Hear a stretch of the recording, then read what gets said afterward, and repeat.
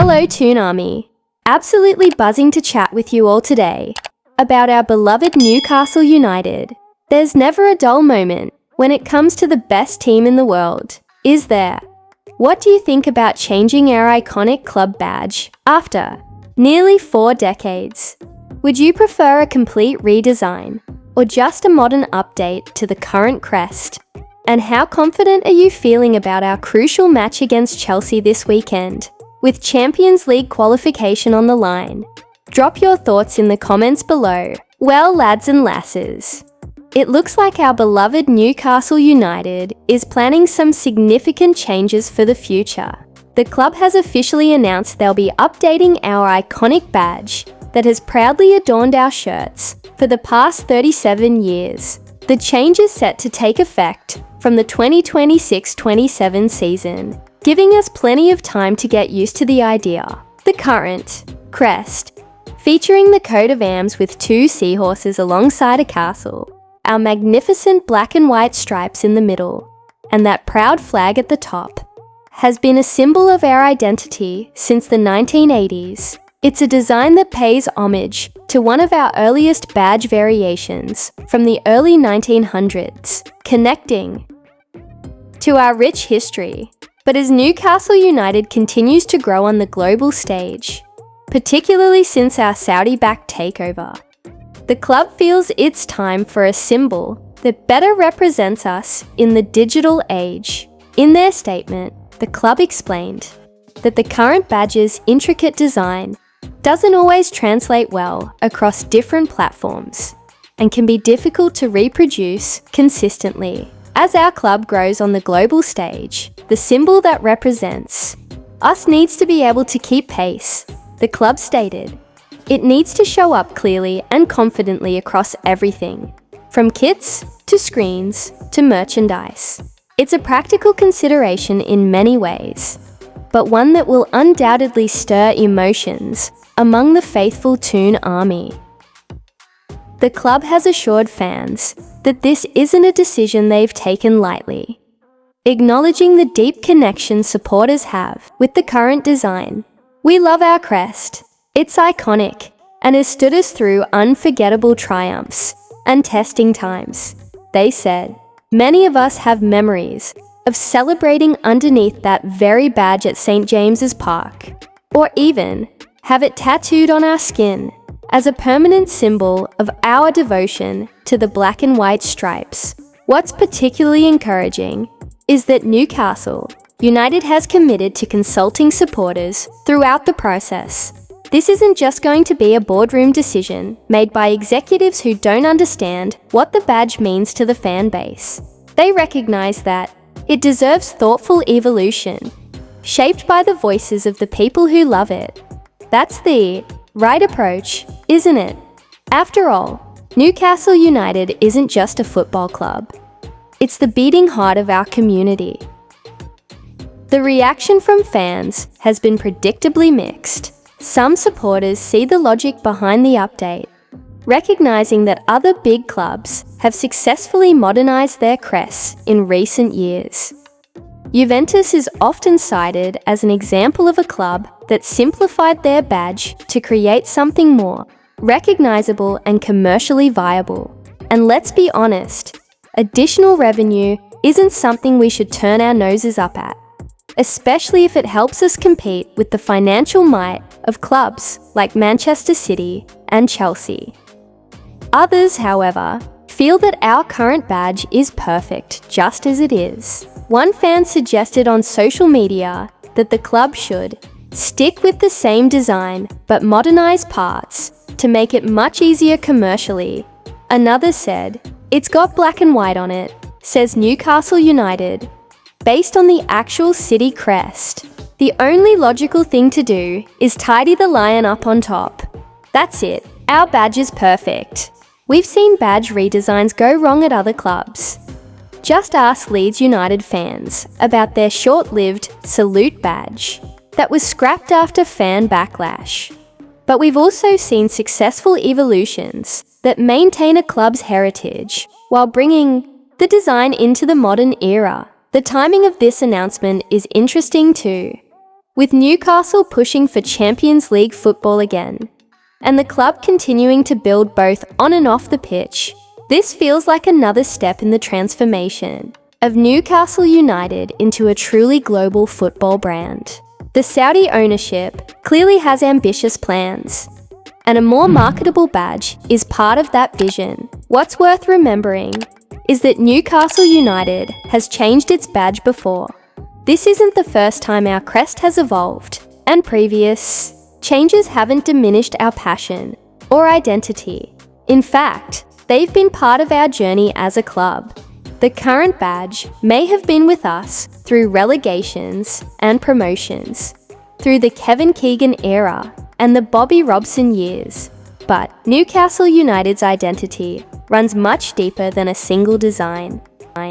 Right then, Toon Army, let's shift our focus to this weekend's absolutely massive fixture against Chelsea at St James's Park. This Sunday lunchtime clash couldn't be more important for both sides.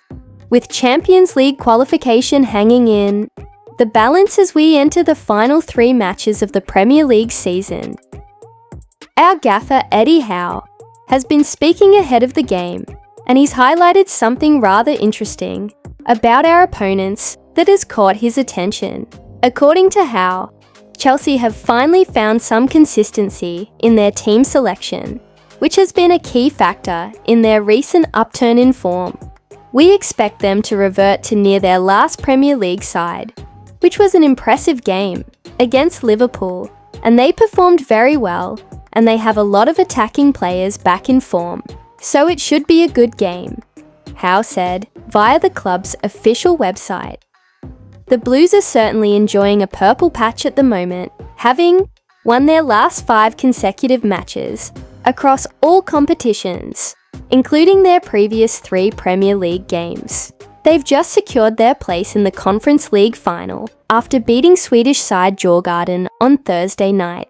That gives them a chance of silverware to go alongside their push for Champions League football. What's interesting is that Chelsea made 10 changes for that European fixture compared to the team that beat Liverpool in the league last Sunday.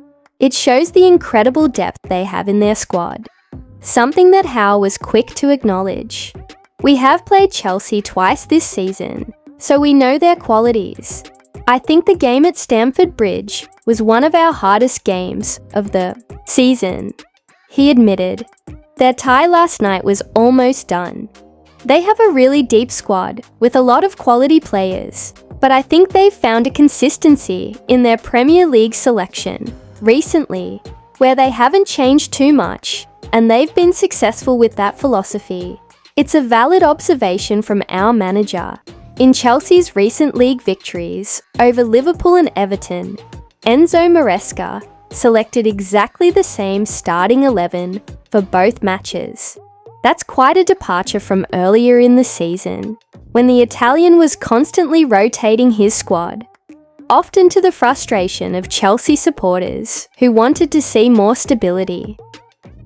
The return to fitness of Romeo Lavia appears to have been instrumental in their improved form. The young Belgian midfielder has formed an impressive partnership with Cole Palmer, which apparently dates back to their time together in Manchester City's academy. It's a connection that hasn't gone unnoticed by pundits, with Jamie Carragher specifically highlighting their understanding on the pitch.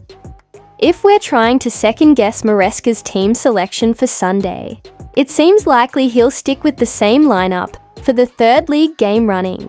That consistency is something we'll need to be prepared for, especially given the quality they have in attack, with players like Palmer, Nicholas Jackson, and Noni Madueke all finding form at the business end of the season.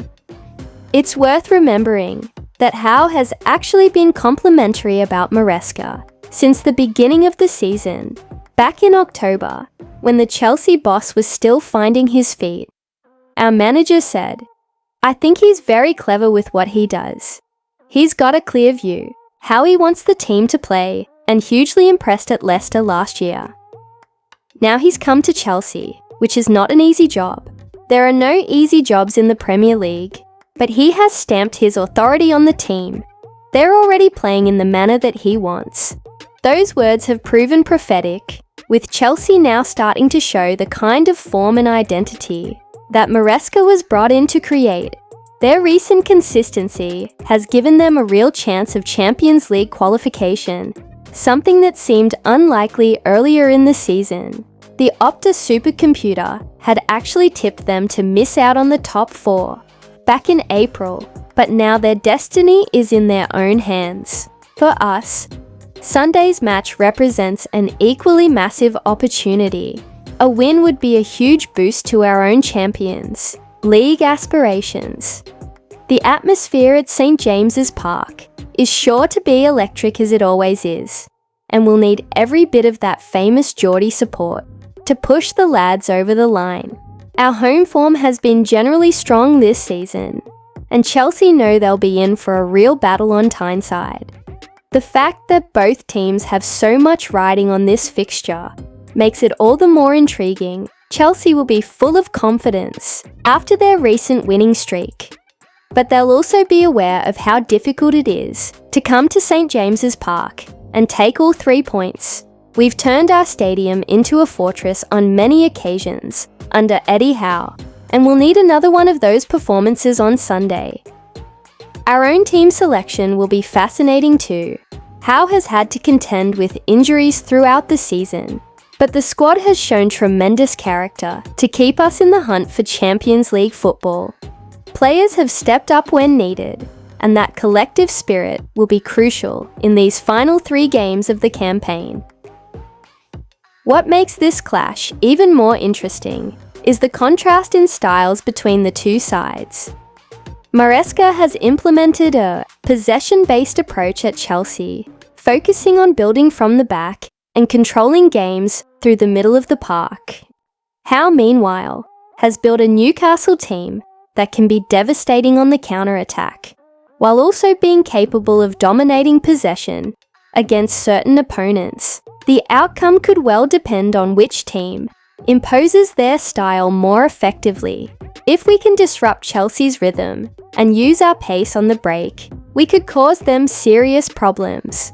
Conversely, if they're allowed to settle into their passing game and find their dangerous attackers in space, it could be a challenging afternoon.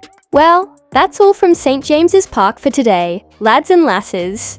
This weekend's match against Chelsea promises to be an absolute cracker, with Champions League football potentially on the line.